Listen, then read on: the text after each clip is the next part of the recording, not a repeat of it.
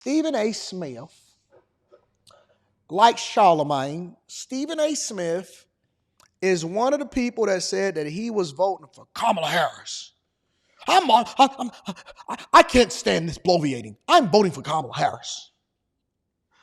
I mean, what does he have? What does he have? What does he have? Stephen A. Smith said that he was going to vote for Kamala Harris, and I have not seen this, but I'm glad that you guys sent it to me. He is now giving his assessment of what happened during the 2024 election. What does he know? What does he have? And I can't stand the bloviate. I can't reveal my sources.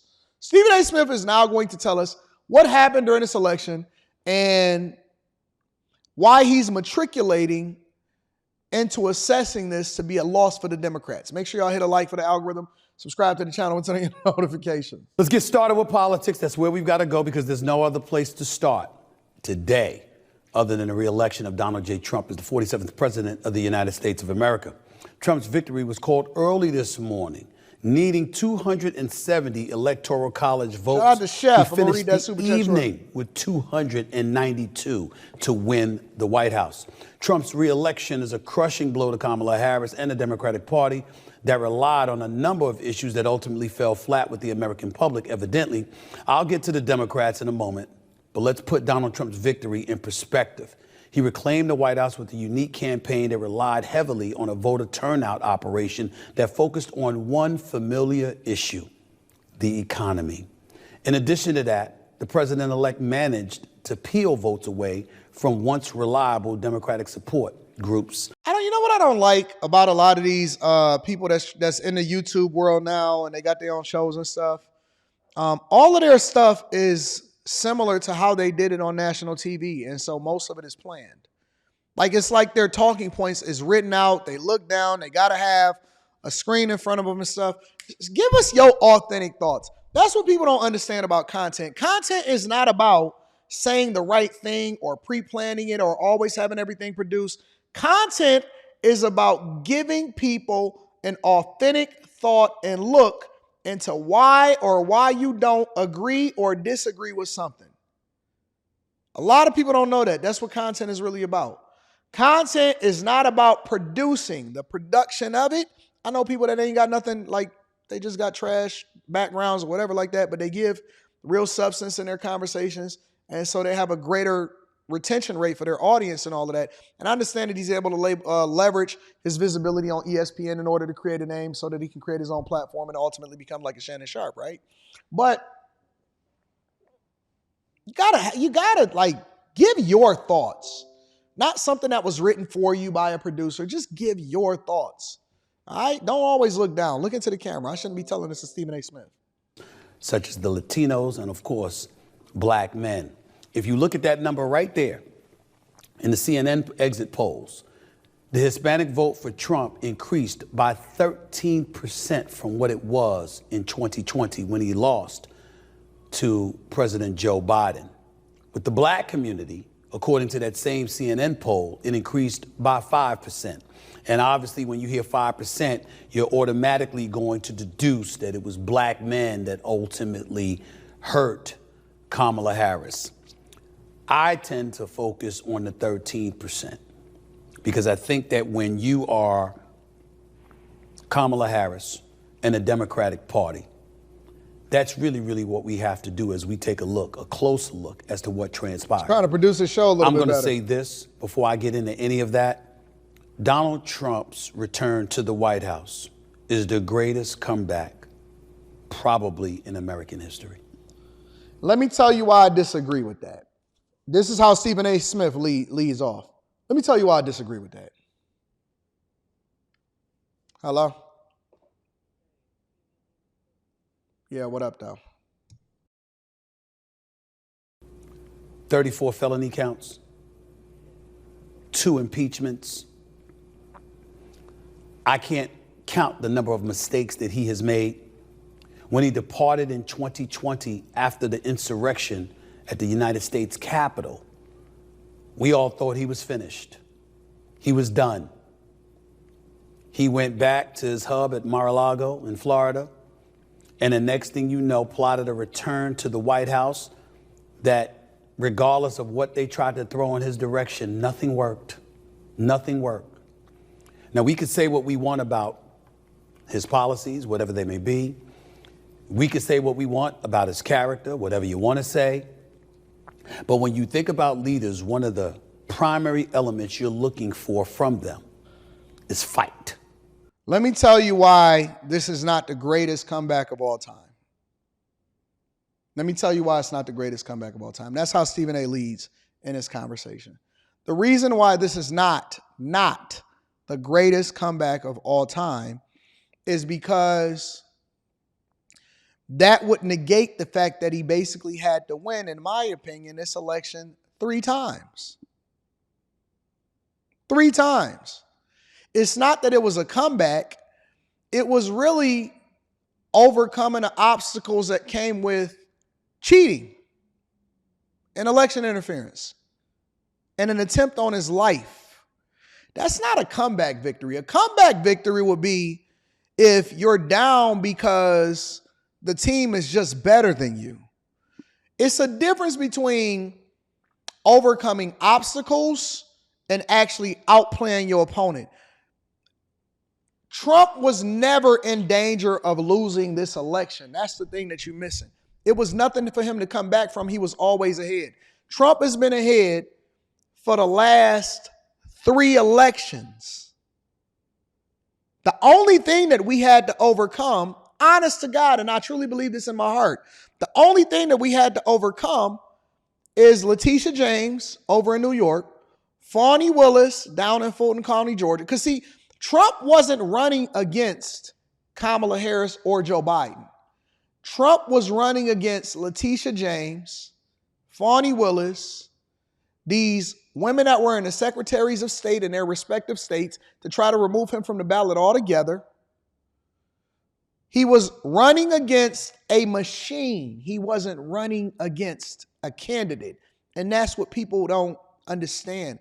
When we look back at this moment 10 years from now, 15 years from now, 20 years from now, and we start talking about what this election was, and we start to uncover what was really happening, what we'll wind up realizing is that Trump beat a system for the American people. He did not beat Kamala Harris.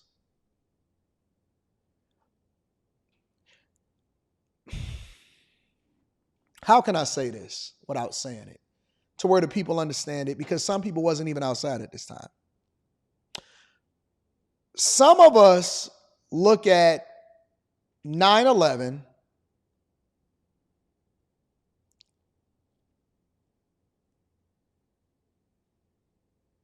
and it's almost like even today, it's an unspoken conversation that's had amongst us because we know that it's no way, based off of how it was described to us, that the events played out exactly how the media portrayed it.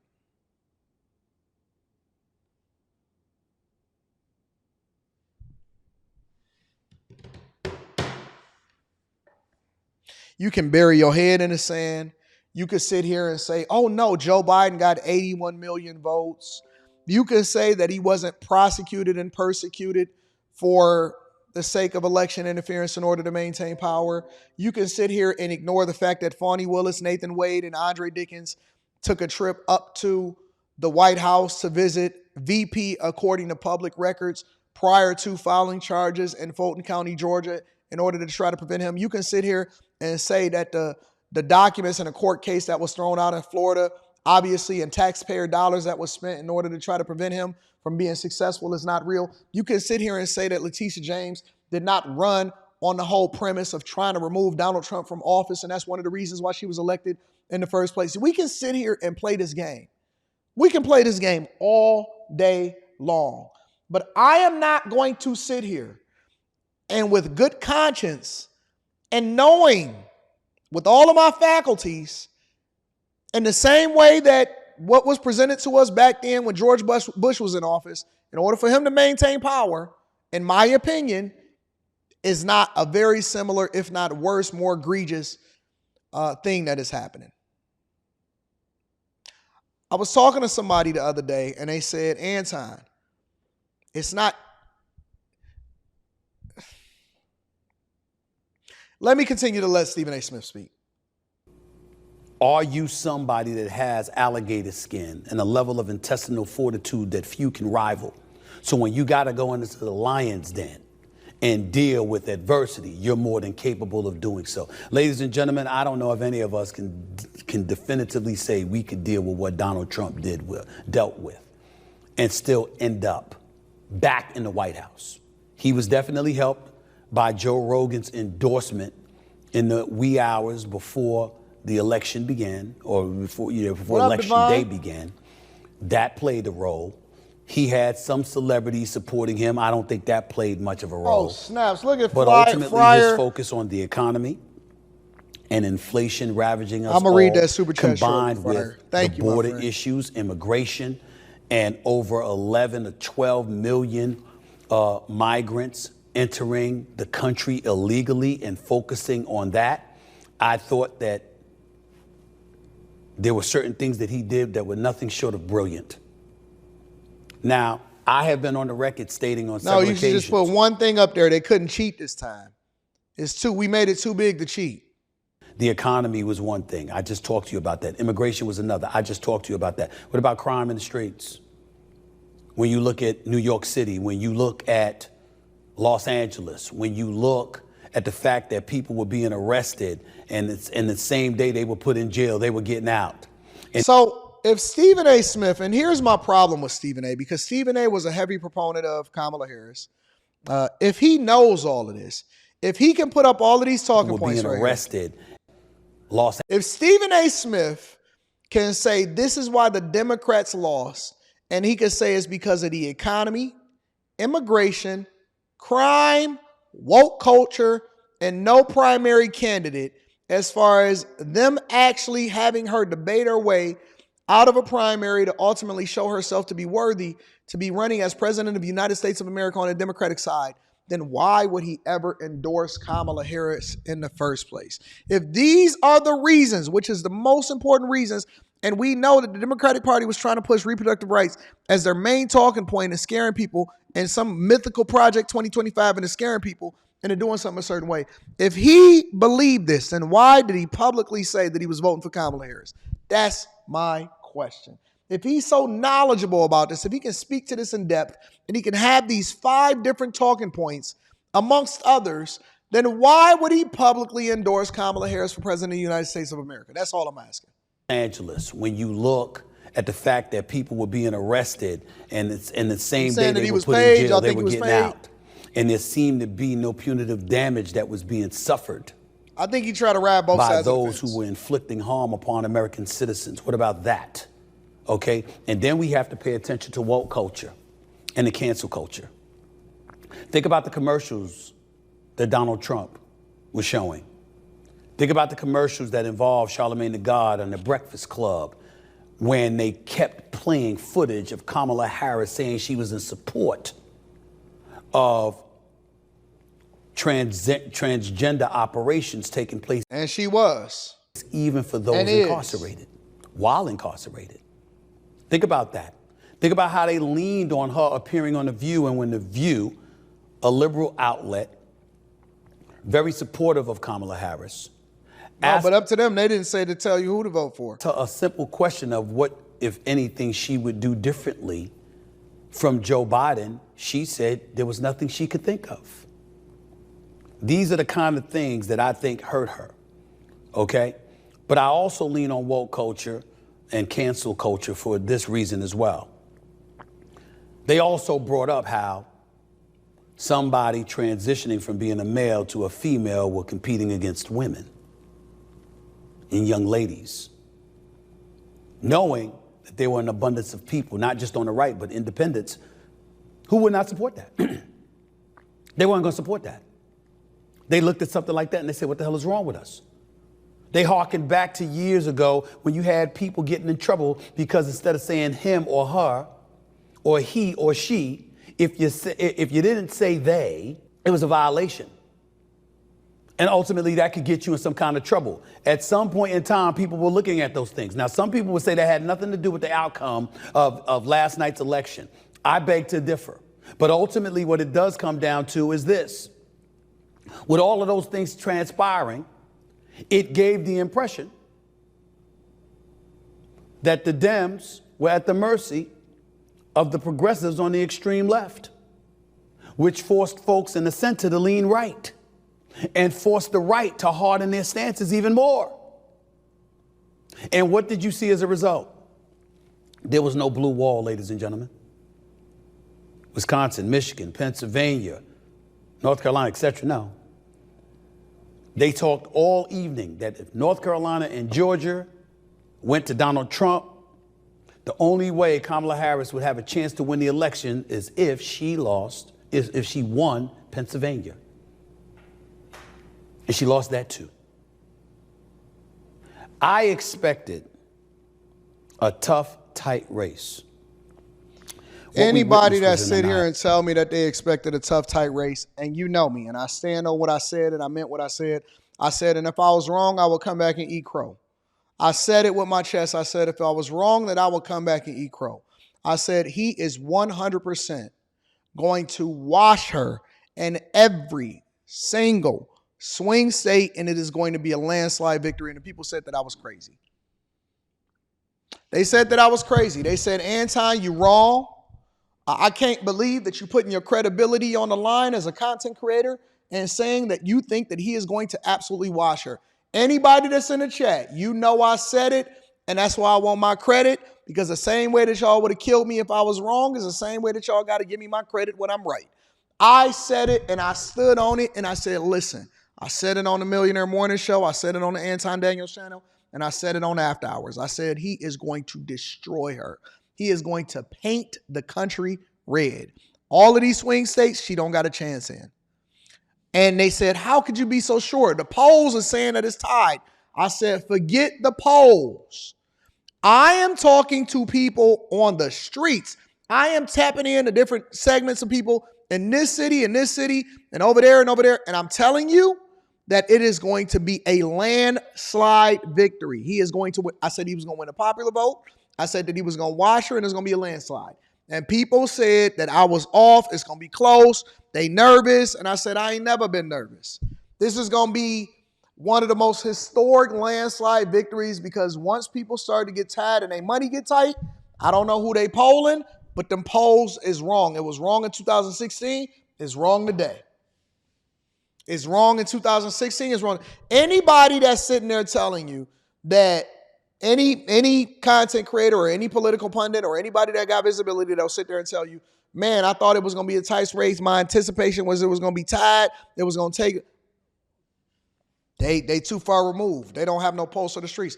I did street interviews. I talked to people on the street on a regular basis. People was like, hey, man, it was too many people that was coming up to me and was saying, hey, you right, but I just can't say nothing publicly. People was going to vote with their pocketbooks. When the money is tight, that's how they started to get to it. Straight up. Annihilation. An annihilation. This was supposed to last, this debate about the election and how many votes, it was supposed to last probably until Thursday, Friday, maybe even into the weekend. Never. Ladies and gentlemen, Fox News called it at 2 a.m. 2 a.m. We knew that Donald Trump had won back the White House. It was that kind of a romp, that kind of an annihilation. There are many, many things to insult Donald Trump about. There are many times we could have done it in the past. We can't do it today. There ain't a damn thing we could say. America has spoken. The Republicans have the White House. They have the Senate, by the way. They won back the Senate. They flipped it. And they're probably going to retain the House. They had it from 2017 to 2019. They got it back again. America has spoken. America has spoken. By the way, look at this cover on Vanity Fair, please. Take a look at this. With Trump's face, 34 felony counts, 1 conviction, 2 cases pending. Listen, you can say what you want, you can play it how you want to, but all of these people was wrong, and I want them to bring themselves back to the front of the congregation because they was off, and they had no clue what the pulse was going to be like for the American people, and that's why they made the wrong prediction, and that's why you got to make sure you subscribe to the Millionaire Morning Show and tap into the Patreon. Link is in the description as well as pinned to the top of the chat.